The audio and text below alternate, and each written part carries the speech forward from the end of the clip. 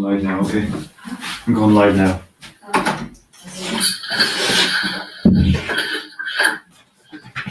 It's going live now, okay? I'm going live now.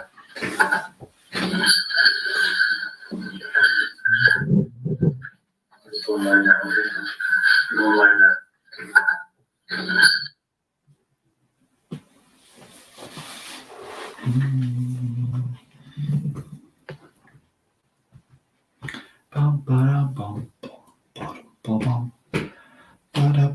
Oh, right.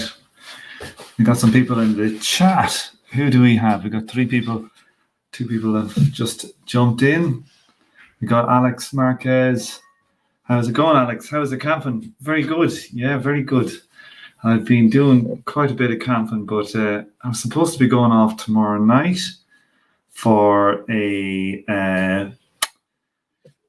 tomorrow morning for a camping on remote island, Iron Islands, over off the coast of Galway for my 3rd island camping of the holidays. But there's a massive force 11 or force 12 storm due to hit the area tomorrow, so I might have to give it a day or 2 before we go.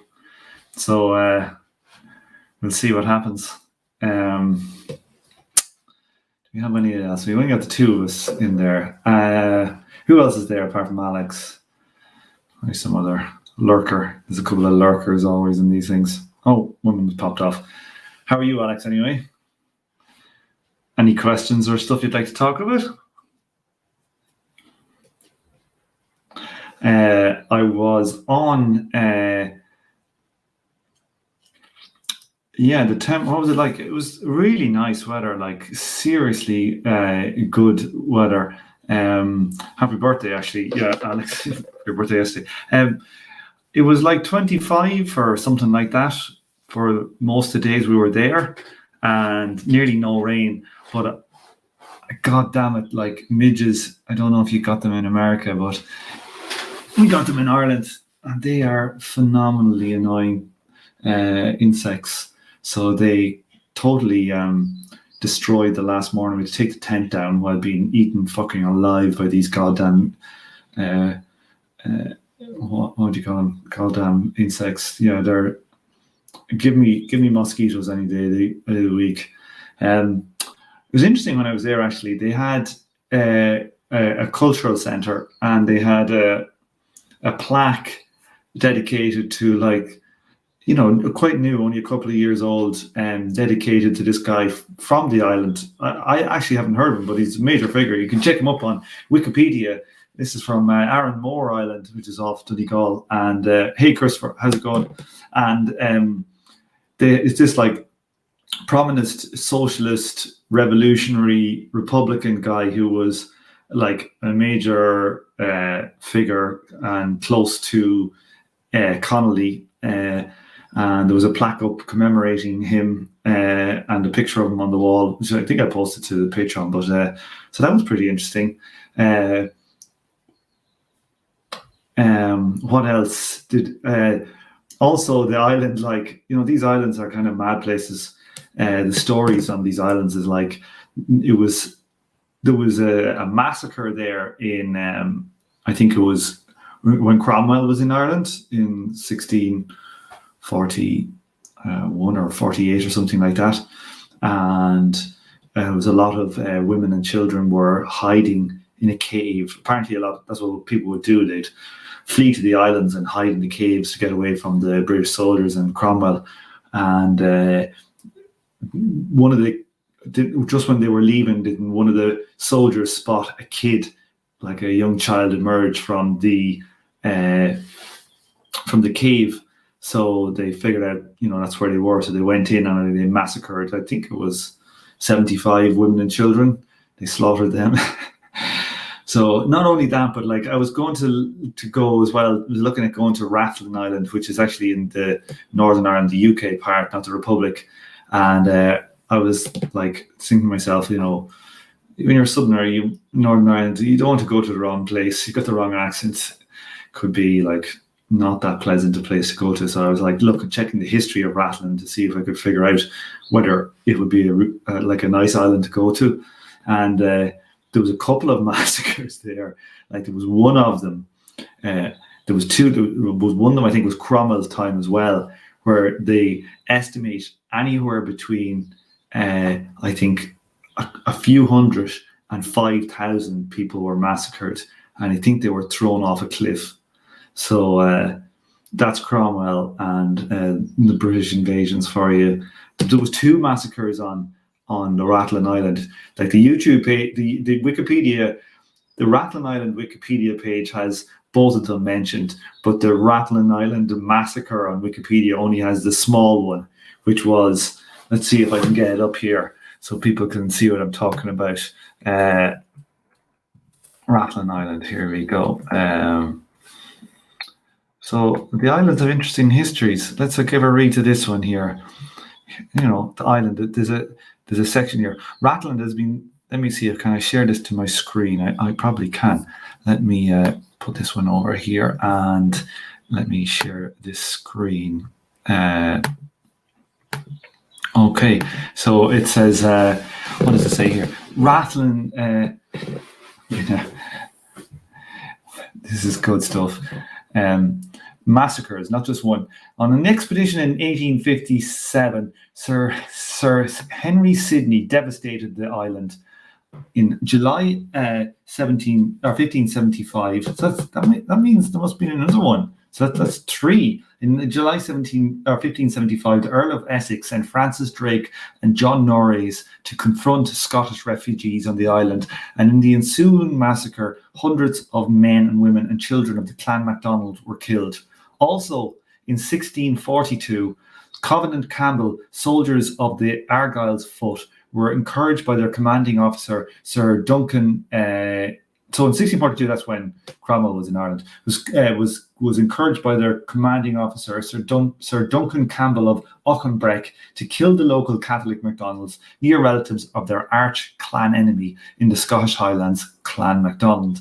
They threw scores of MacDonald women over the cliffs to their death on the rocks below. The number of victims, I love this language. The number of victims victims of this massacre has been put as low as 100, yeah, very low, or as high as 3,000. So they pretty much, there's a good chance they threw 3,000 women and children off the cliff onto the rocks to their death. That was three massacres on the island. The first one they just say they devastated the island. They don't even tell you what it was, what the devastation entailed. So like I'm supposed to be going to an island this weekend, so we'll see what kind of madness happened on that island. But like it just seemed to be quite a lot of these islands have had like some pretty horrific treatment at the hand of the British Army over the years. So let me see. The Revolutions podcast was fairly sympathetic to Cromwell. You know, let's put this up on the screen here. This is Christopher Carroll. Well, you know, the Liberals love him. You go to the House of Commons. You go to the House of Commons today, and outside it, let's see if we can get a picture up of the Cromwell statue. It dominates the House of Commons. Let's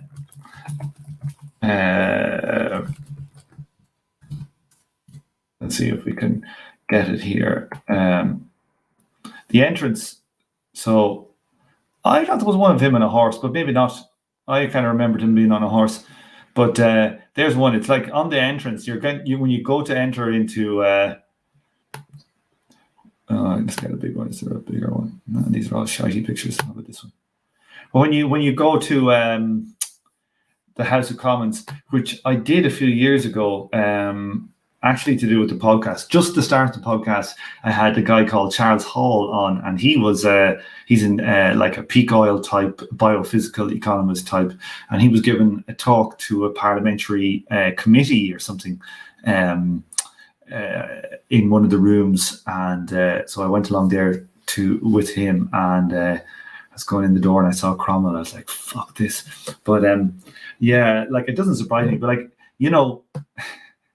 Sympathetic to Cromwell. Cromwell went to Ireland, I think, in 1641, and the population of Ireland, I think, was about 1 million when he went. And when he left in 1642, only, I think, 18 months after he arrived, the population was just over 500,000. So he basically massacred half of the island, or I think drove them into slavery or into the Caribbean as well.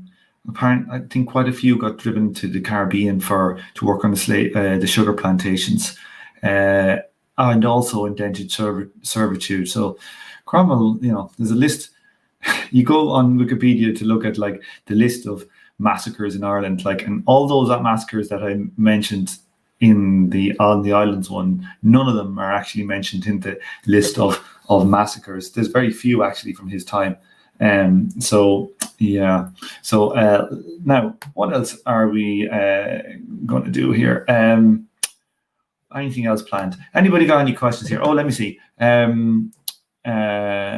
hope the Irish are still holding grudges that far, but certainly I am keeping them alive. Alex is on about camaraderie.co looks to outdo Patreon for leftist needs. Yeah, we'll see. I will check it out. I shouldn't have that there. I will check it out. I plan on checking it out. Hopefully it'll be something that'll have the same functionality. Like, I'd definitely be up for it.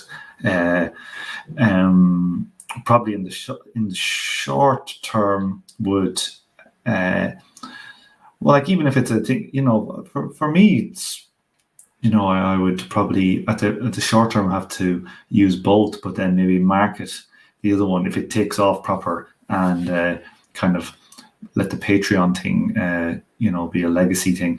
I still have a couple of PayPal subscribers, about 6 or 7. So whatever works for people. So what I've been working on, I've been reading. It's a co-op. Yeah, no, you take 2.5% cut. Yeah, I'm well up for that. Like, I'm lucky I got into Patreon, a couple of years ago, and now I think new people pay 10%. But if you're an earlier one, you only pay 5% commission, which is 10% is a lot. They're really fucking taking a cut, 10%. Although YouTube do super chats, which is like you can do a comment on YouTube and it'll be like a fancy sticky outy one. And usually people in these live stream things, like, a percentage, YouTube take 40% of every super chat, which I just think is scandalous. That is a scandalous percentage for a platform to take. But what was I going to say? Yeah, I've been listening to all the General Intellect unit. I've been doing a Stafford Beer reading group on his book, The Brain of the Firm, which I've actually been listening to. I've had access to all the recordings. They're only starting to be edited and released now. Only about a couple of episodes are out, but there's about 20 that I've recorded. And Shane and Kyle gave me a link to where they have them done edited ones. So I've been listening to them. I listened to them all 20 pretty much, without reading the book, because I was so busy getting a kind of a rough grasp of what it is. And now I started reading the book and re-listening. But like, I've got other stuff to read, so I'd love to take part in the reading group, because I think it's really, really good. There's loads of really good people on it. So I can't recommend a reading group higher than that. Like, I think Stafford Beer stuff is really brilliant.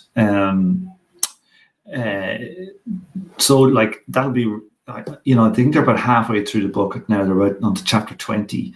So like that, essentially, they're going to put the revolutionary strategy series to shame. I think they might even crack 45 episodes. We'll see what they do. I still have some more revolutionary strategy ones to release. I've got I've got an interview to line up with Mike McNair.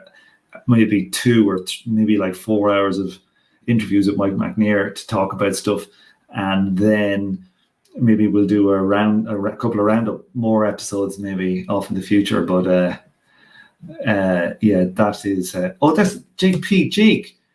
So you've been on the GIU. So you're that Jake, I take it then.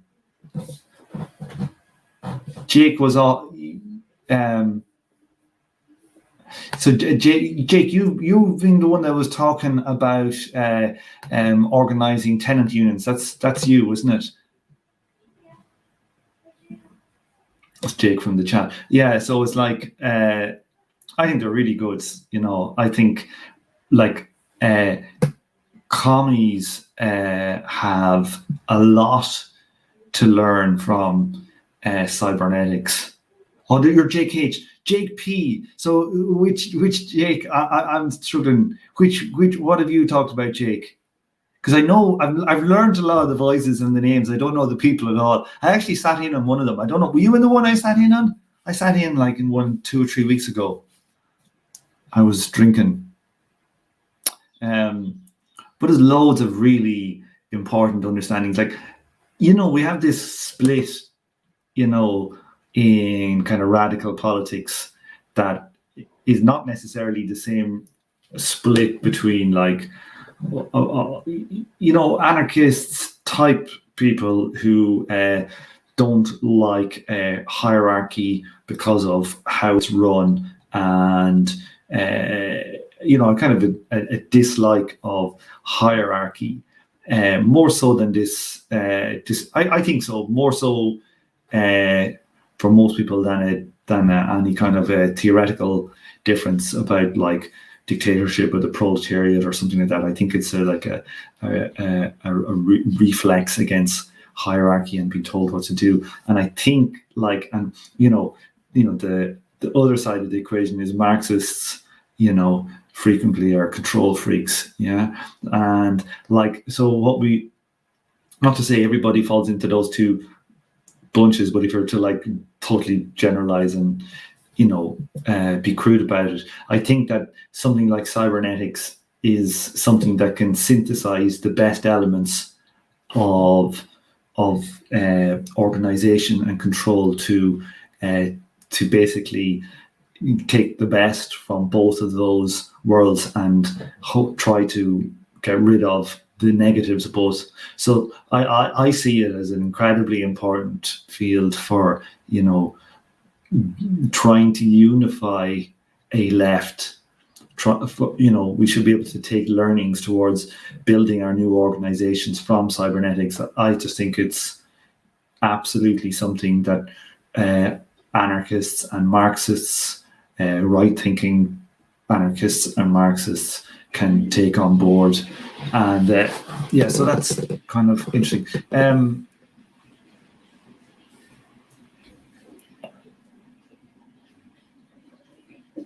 Okay.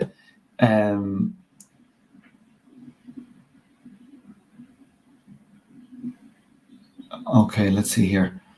I've heard Shane express the anarchist thing as squashing hierarchy and power into the same thing too much. Yeah, and also it's funny because I know somebody who's in their work who is doing something at the moment in I don't want to identify them, but in an organization for their work that's they're working for one firm, and then they're also, as a part of their work, they're involved in this other organization that's kind of loose and has no actual formal basis, even though they're getting money for things. And what you find, this kind of critique of anarchism with structuralness,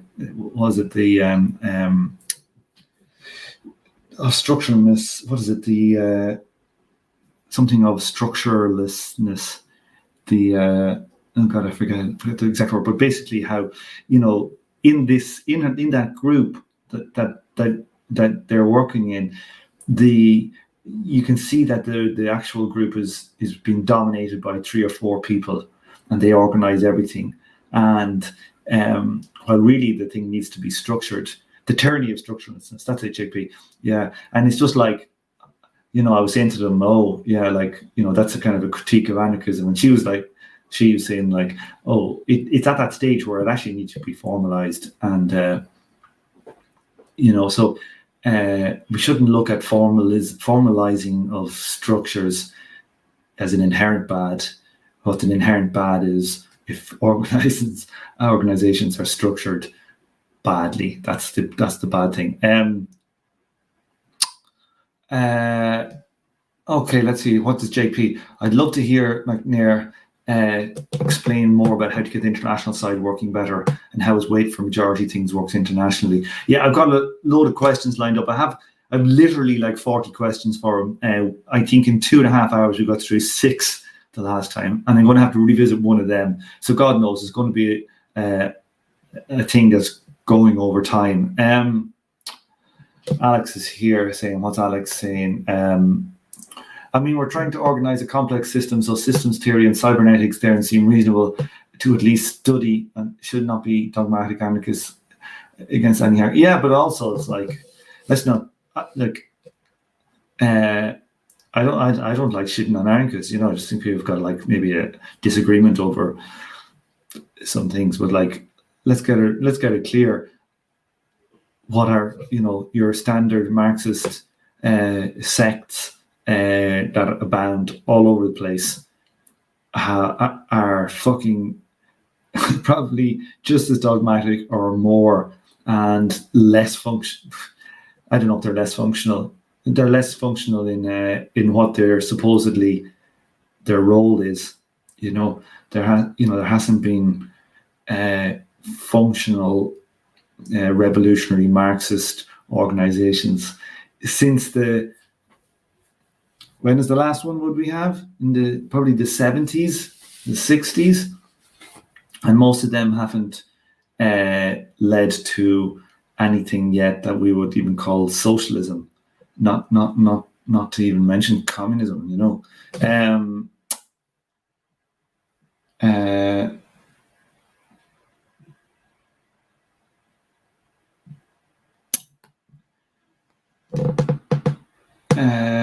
So anything else I'm working on at the moment? I'm reading a book on, I think by God Almighty, it's taken me a time to read it. Myself and the GAU boys are doing Shane is a non-binary, so I keep on saying boys in a kind of like an Irish term for like non-gendered term, but even though it's gendered. But like if I was to use the term girls in Ireland, it'd be like an insult or a joke. So I'm not talking about but how that people would take it up. And that's kind of like why I don't, because it nearly sounds. So I want to say people. So the people on GIU, we're going to do one on Marx and nature. Let me just check what the book is called. Let's see if I can get it up here. Marx and nature book. Okay. Let's see what it's called. There's Paul Burkett. So it's this book here. Let me share it.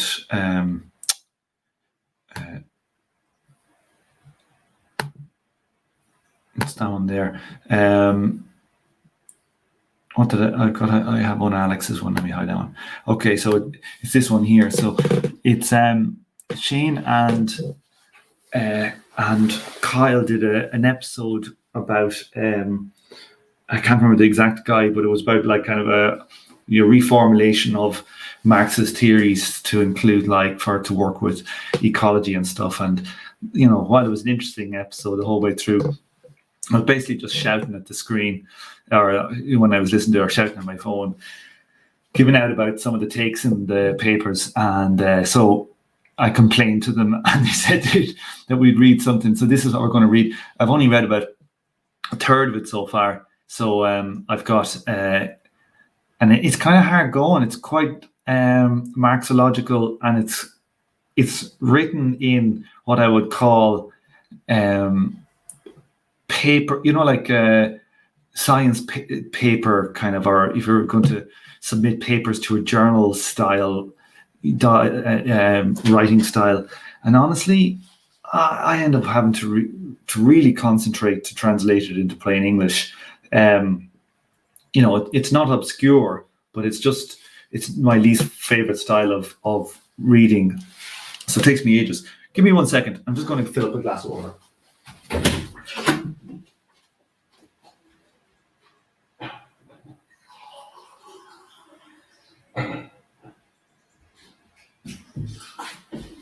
I'm back. So So also, what else was there? If anybody wants to join in, seriously, the link to join in and have a chat is at the top of the chat, the YouTube chat. So if anybody's reading, anybody wants to do that, join in. Yeah, more the merrier. We had Alex Cage from last time, so I don't know if anybody wants to jump in. What is this?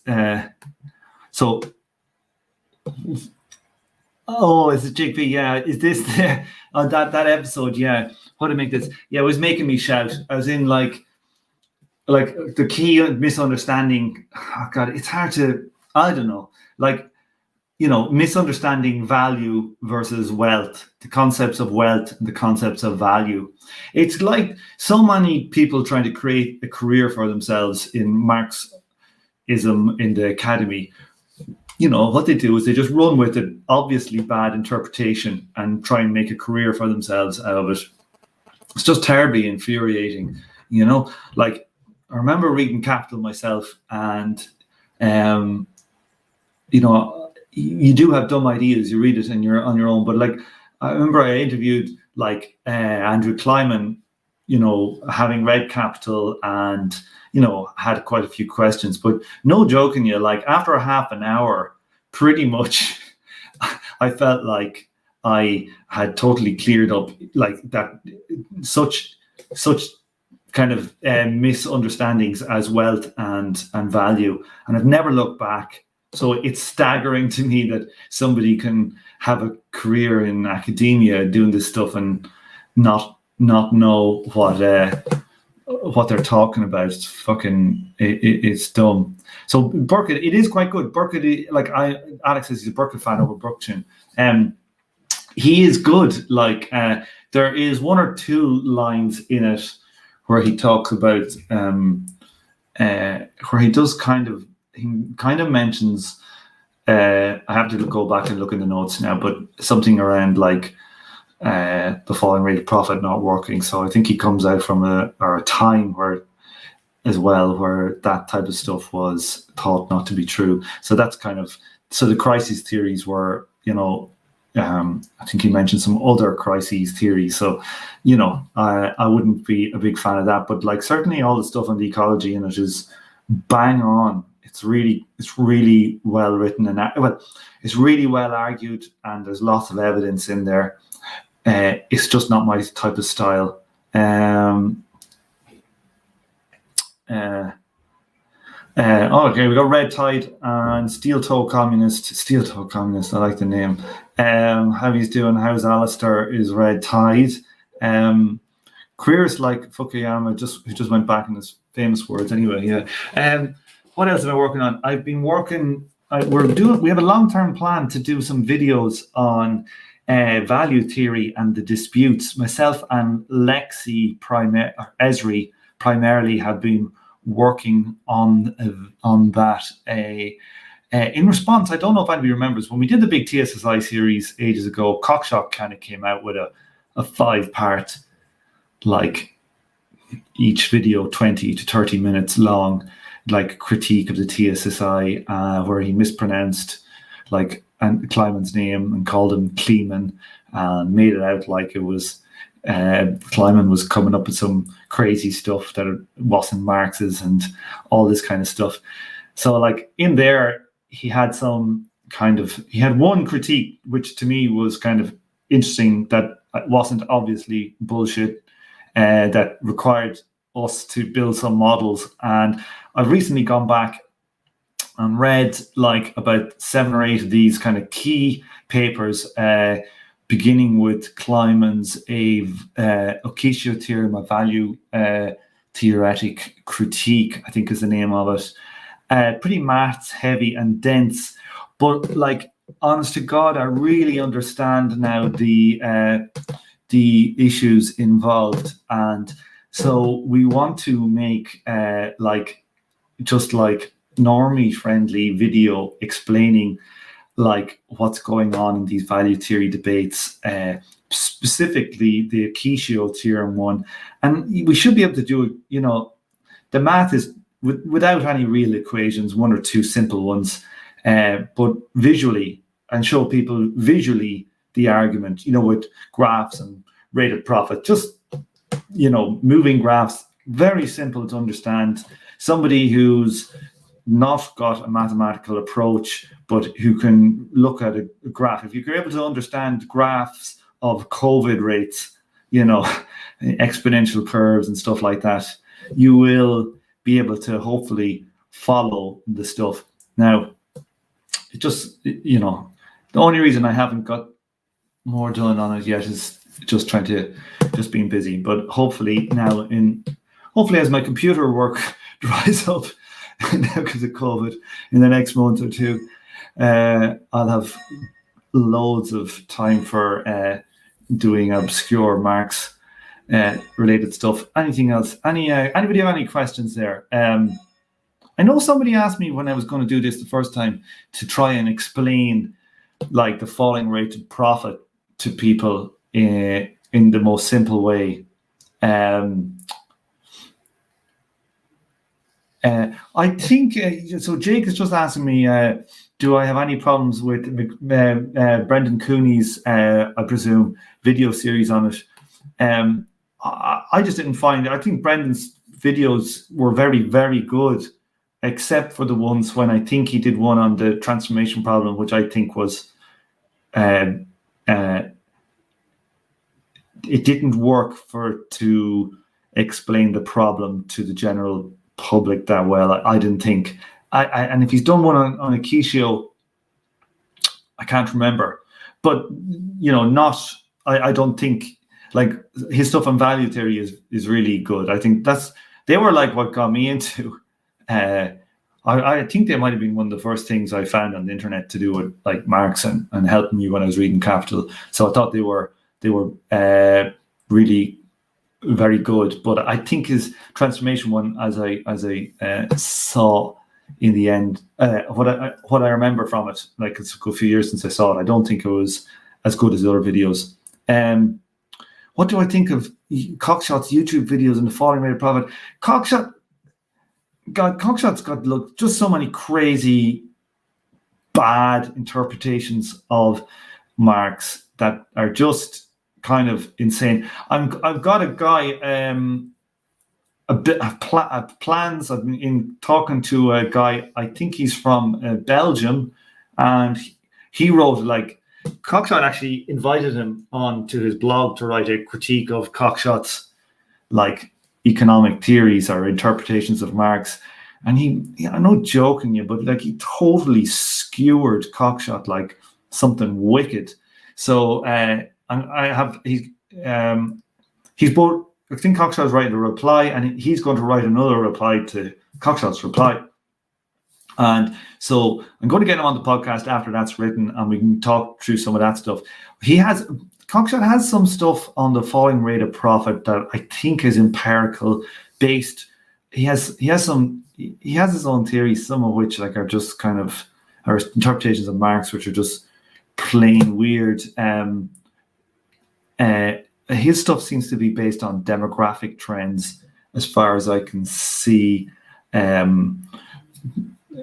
far as I remember, I did an interview with like somebody who'd done some work with him. Dave Zachariah is a Swedish guy who's done some papers with Cockshot in Cockshot's school, I think it's the only interview I had with any economist in my time that I really felt that I didn't grasp the theory. So maybe I'll go back and listen to that episode again to be able to answer your question properly.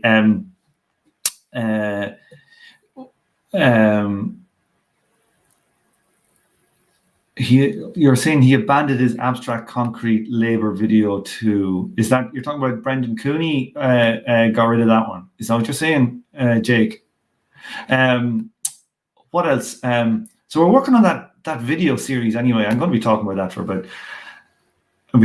at least for nearly a year now, but I've only in about April, I read all the papers when I was in bed sick, which what I thought was COVID, but probably was just man flu. What was I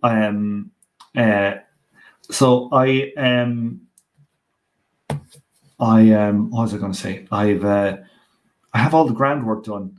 I just have to reread them and get the questions, some final questions for Kleiman that to query some of his statements in the papers on the edges only. To then we can go and build it and build hopefully a very slick thing.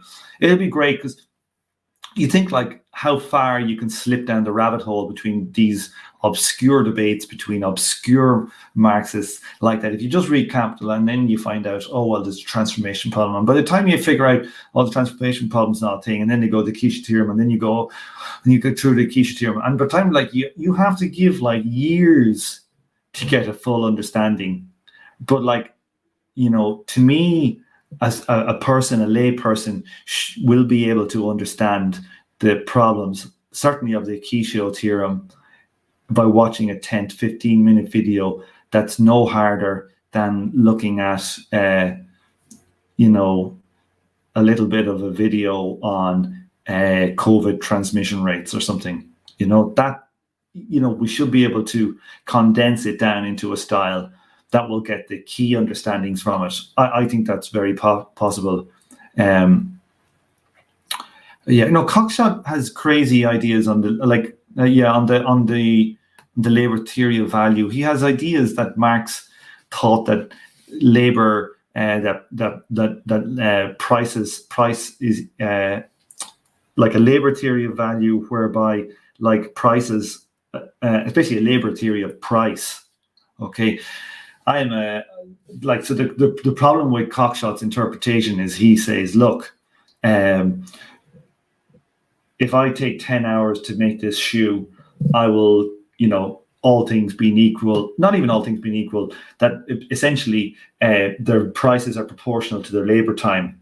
And that's not what Marx says. Like, Marx builds up this abstract model where he sets them equal at the start. He says, just so that we can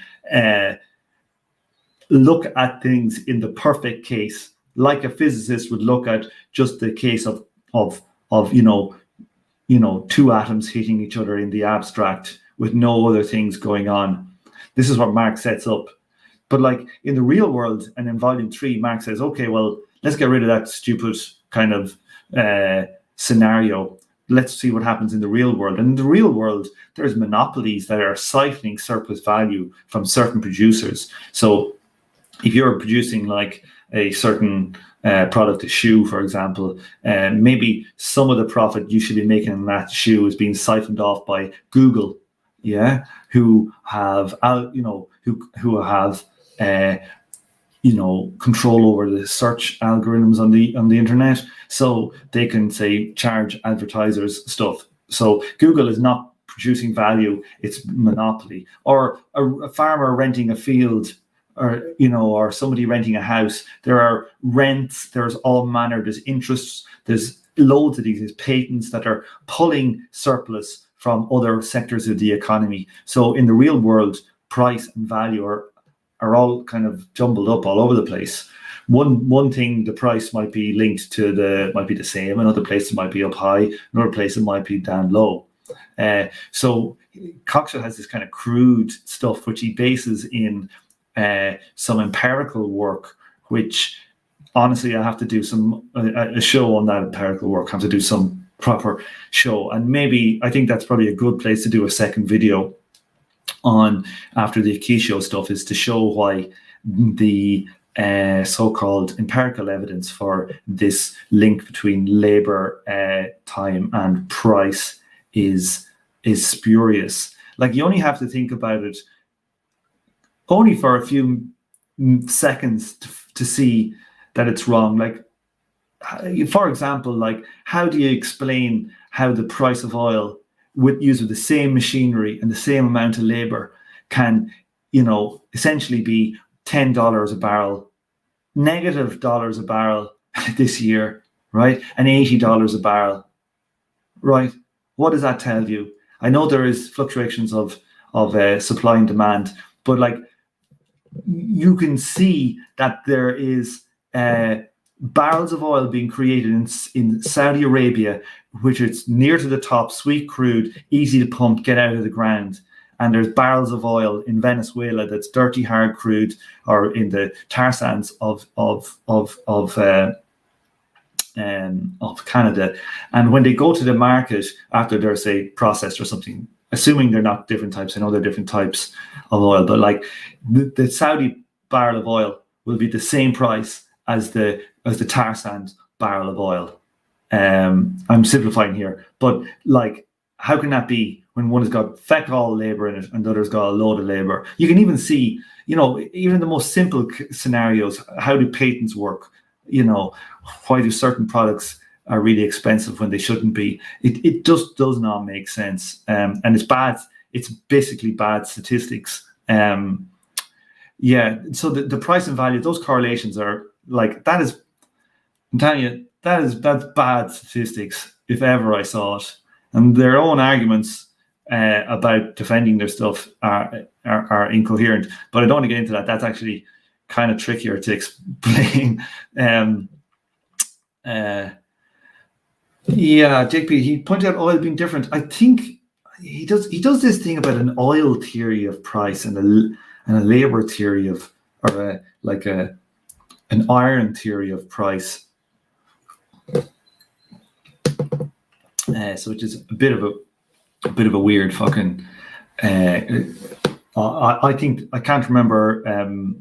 I can't remember exactly what his arguments there, but off the top of my head. But I don't think they hold. Cocktail has does some interesting stuff on planning. Let's be honest, he does some interesting stuff on planning. There's another book I bought recently, one of many, which is kind of where Cockshot's economic stuff comes out of, which is the laws of chaos. Let's see if I can find this mother over here. Laws of chaos. Is it Mac over? Is it? Let's have a look here. Yeah. So there's a new version of it out actually. This one here.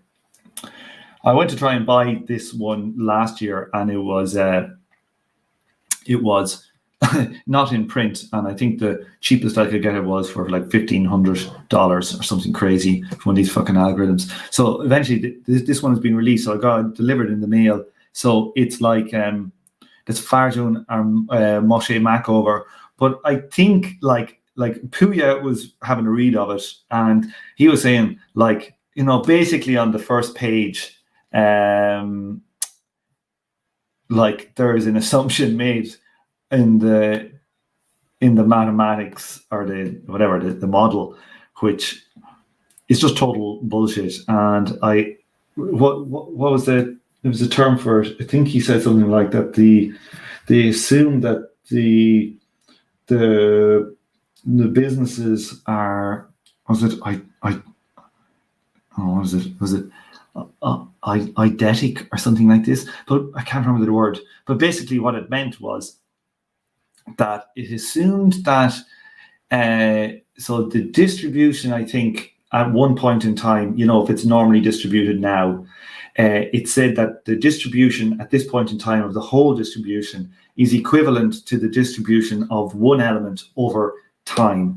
So you have all these firms now, and say they average, say 20% profit rate right now. There's 5,000 firms there, they average 20. And that will be the same statistically as you pick any one firm, and its profit rate over the next, say, 10 years will be the same distribution as the distribution of all those 5,000, right? So what does that mean? Well, that means that a firm over time, like what happens when you've got the falling rate of profit? That would mean that like the actual distribution of all of the shots in time of all the 5,000 you'll see will be going down. This will be the graph here. I can't describe it here, but then here's another one. In a year, it's 20% average. Now it's 19.7. Now it's 19.4. After 40 years, it's down to like 11.3 or whatever. That's the average of that distribution. So the distribution of that one particle's actual distribution over time will be different than a snapshot of right now all 5,000. And the reason is because the falling rate of profit is causing the entire system's profit rate to drop. So you can't model it like that. you're going to just end up straight away with results that aren't good science. And so I don't know if Cockshot stuff, I haven't read it yet, but I don't know if Cockshot stuff follows those assumptions. But that's straight off the bat, that's a bad assumption. So while I think there is very distinct benefit, two things I'd like to see. I'd like to see a statistical and mechanical approach, formalization of capital done right. I think that is something that we could learn stuff from, definitely. The other thing I would like to see, what was another one? I'd like to see agent-based modeling of capital. I would like to see large-scale simulations of countries, trade, war, individual consumers, corporations, perhaps even the state, on an agent-based stuff using, I would be very interested in seeing that. I think that's interesting Marxist science to do.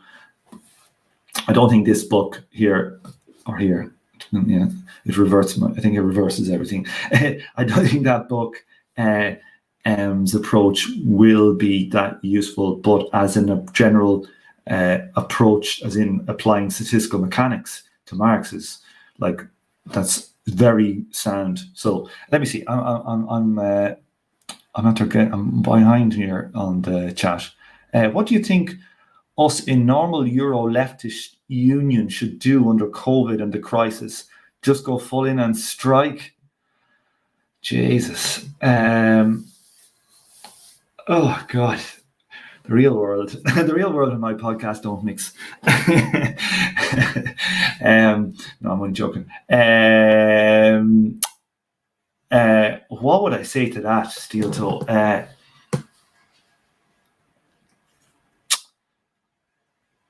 I would think, that would depend on a country by country basis. What could you get? What could possibly work? What is, which country you're in? It's hard to know. I just don't think maybe there are some countries that have strong enough unions and strong enough support to do general strike type stuff, to change, to push, if when things get to a head, to push, the establishment in certain directions right now. But I think in most countries that doesn't exist. So I would say that's very dependent on the scenario.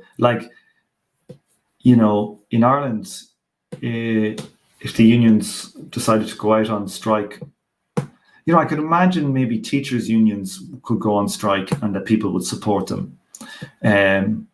But on the issue of COVID, say, or lecturers, and I or say nurses or doctors less so, but nurses, I think they would.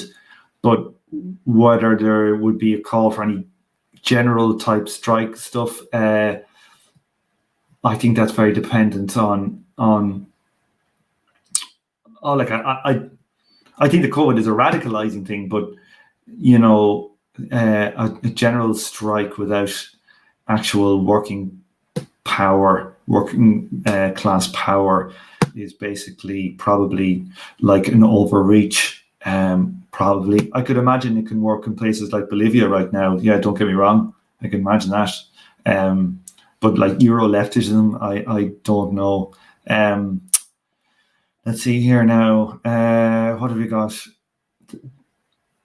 Is that okay? Let's have a read of this one here. I haven't read it yet. The thing about agent-based modeling in the computing sense is that the existing research is extensive and held close to the vest by intelligences. I did some such work for grad. Yeah, but I think there's other stuff that is also in economists. I interviewed a guy back in about 2013 or 14, a guy called something Farmer.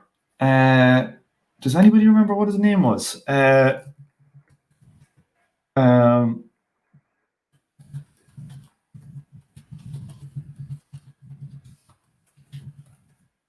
and another guy. I interviewed two guys. I'm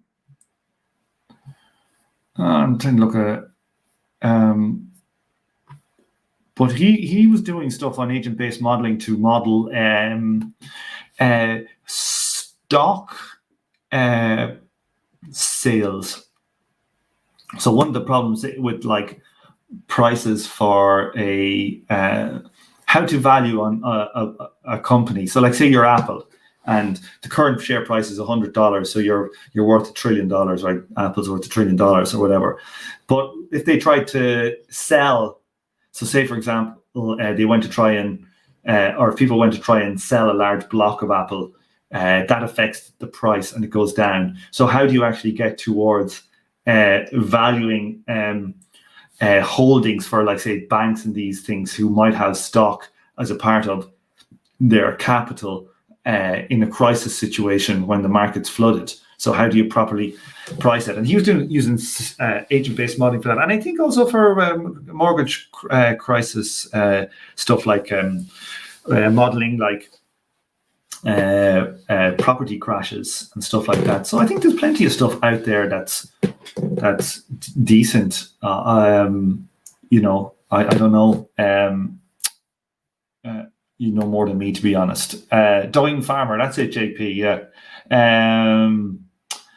Yeah, good one, Dying Farmer. So what else? Any other stuff like what am I doing? Yeah, I came across the what else have we got planned? It doesn't really too much planned. I've been kind of off because I've been off on camping on remote islands with kind of no internet most of the time. So I've been just kind of reading books. So I'm not clued into anything. Is there anything current that's happening apart from what about the Democratic Convention? My God, yeah, that's great. Like, I think I saw some Jimmy Dore video. I like Jimmy Dore. He's like my normie go-to progressive or just like shouty guy. I like listening to him to hear what I feel is like what some kind of normie American people might be thinking. And he was saying that I think compared to like 2016, the convention viewership is down by like a third or 40% or something like. And that was when Hillary was there, and there wasn't much enthusiasm for Hillary. And maybe there were some like Bernie supporters looking at it just out of like anger or something. But like, I can imagine that wasn't even that high. So it's like that shows that the level of enthusiasm for Joe Biden I call him shooting the leg. Joe Biden is terminally low. And the Democratic Convention came out and said they're going to drop the clause that was going to prevent taking money from oil majors or whatever. So they've done that. Like, they've given Colin Powell fucking sarin gas. Colin Powell, the man who covered up the My Lai massacre, and the death squads, I think, in Nicaragua or Guantanamo. They've given him pride of place. They've given, like, is it John Kasich or something, a Republican pride of place ahead of any of the progressive people. Like, the progressives probably are at least 40% of the party, and they give more speaking time to Republican war criminals. Like, so, it's just, you couldn't make this stuff up. It is, whatever is going to happen, we're going to have, if Trump wins, we're going to have continued political crisis and economic crisis in America. If Biden wins, we're going to have continued economic and political crisis in America. I think we would have maybe more severe if Trump wins. But Trump, I think, has cut in the polls from like minus 13% to only 5% difference. And like, they're just brazenly going out and getting rid of all the mail-in. Like, they're dismantling the post office. So it's like, you're going to, like, if Trump actually wins, I think you're going into a deep constitutional political crisis. But regardless, it's going to, because there's no no left of any note that's organized, independent power structures from the bourgeoisie. Like, when Marx was around, I don't think he was telling people, join the Lib Dems in the liberals. I'm not exactly sure. I have not one of these people who's read all the letters, but he was always about building strong, independent worker power organizations. There is none of it in America. None. Okay? So what you're going to get is dysfunction, and you're going to get like strife. And they've been shown the political system will not take on board, will not give you any avenue, right? So hopes for that are gone. So you're on the streets, but you're on the streets in a dysfunctional way. There's no structure. So I just think it's going to be, quagmire is what I predict. 10 to 20 years of quagmire. I read a statistic today that shocked me. That, let's see if I can get this up. It was a tweet by Dick that was on the show from that's Dick O'Frenick on Twitter handle. Let me see if I can see my what I profile here. See if I tweeted it. Hi. Here we go. This is a goddamn interesting one. Let's bring this up. Okay. Russia and China also reducing US dollar as currency of trade from 90% of transactions in 2015 to 51% last year. Sheer quantity can't account entirely for a new state of affairs, but the balance of favor in intercapitalist competition is definitely shifting away from the US. Like, that is a major, major structural thing. Like, we're not talking about like North Korea and fucking Vietnam. We're talking about China and Russia. Now, Russia is not as big a thing, but you're talking about China. China is the biggest economy in the world, like, probably by now. Some people said a few years ago on PPP, purchasing parity, whatever. What is it? I can't remember what PPP stands for now. But parity purchasing, I can't remember the word. And so, like, down to 51%. That is a major drop. That is a major drop. I've also been kind of like I came across something today, and I don't know how reputable it is, and I don't know, if it's just right winger stuff.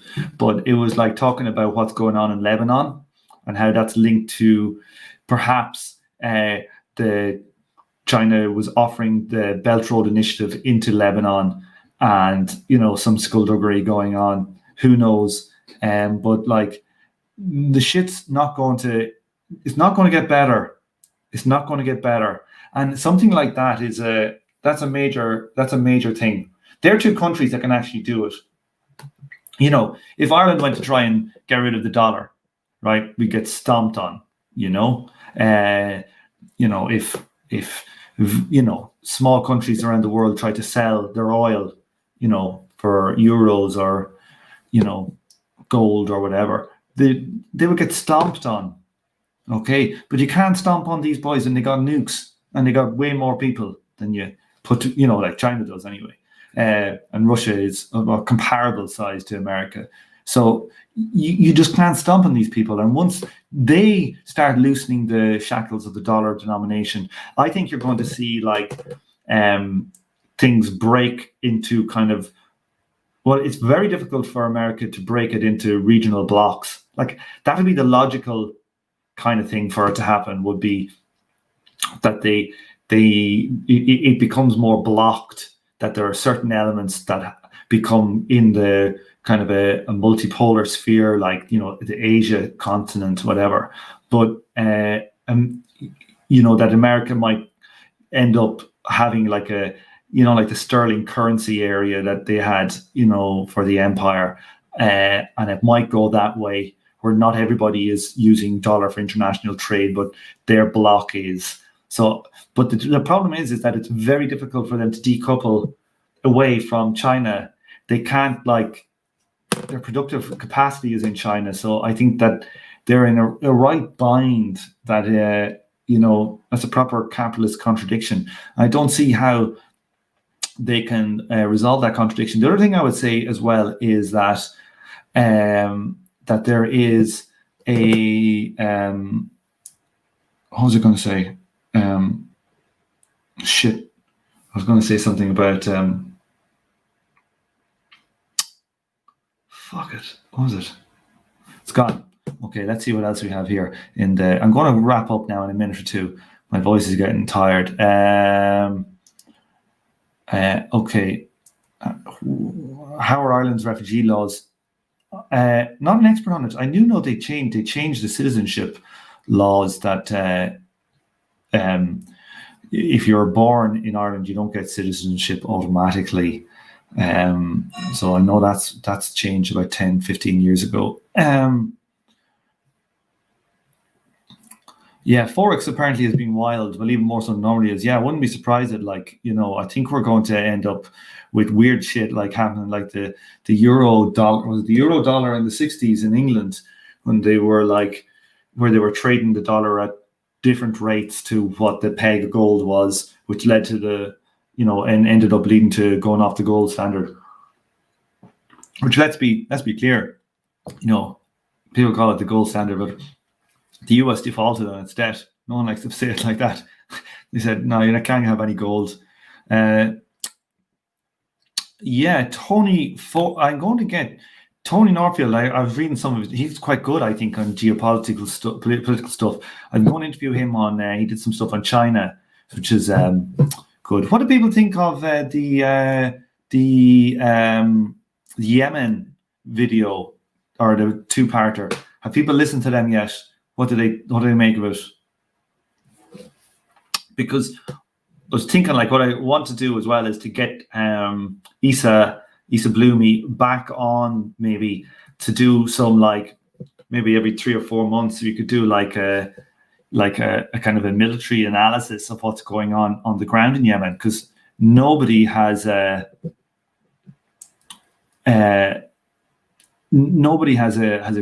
over here has a clue what's going on, including myself. He was talking after we finished recording, we got chatting about some of the stuff, and it was really interesting. I was like, oh God, I wish I asked you about some of that stuff. I wish I had stopped. I wish I hadn't stopped the record button. But stuff about how what their tactics are on the field. It's really interesting. That they've. I think he said they've targeted specific buildings in Riyadh. Specific buildings. They tell Riyadh, we're going to blow up this building, and they go, oh yeah, whatever. We got our defenses, and then they fucking launch ballistic missiles, and they actually hit their target. And I don't know how the hell they're making them. And also, he was saying that because they don't have any air force, it's kind of honestly, I was recently rewatched the Vietnam War one, the documentary series, and it was the Vietnamese had no, the North Vietnamese and the Viet Cong, they had no air force, yeah, so they couldn't hold territory, and they were they were under savage attack from above, but they were willing to lose 10 times the men just not to give in to these people. And I think that's probably the same strategy they're using. But also he was saying that what they do is they've been taking out these mercenaries might have some Humvees or some tanks or something, and they've been managing to to defeat them. And what they do is they destroy, they take all the weaponry they can, everything, they strip everything out, and then they destroy the actual Humvees and the tanks and whatever vehicles and stuff are on the ground, and they have videos going out for us, propaganda stuff. But there's no point in holding on to them because they're just targets from the air. And so this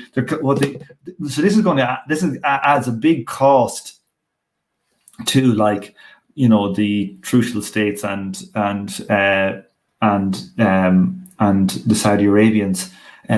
Because they just keep losing all their equipment. I remember seeing 2 years ago, there was a video I came across, and they had basically I think captured 400 troops and 30 anti-tank or these Hummers and tanks and stuff just inside their border, just on the border with northwest Saudi Arabia. Mad stuff.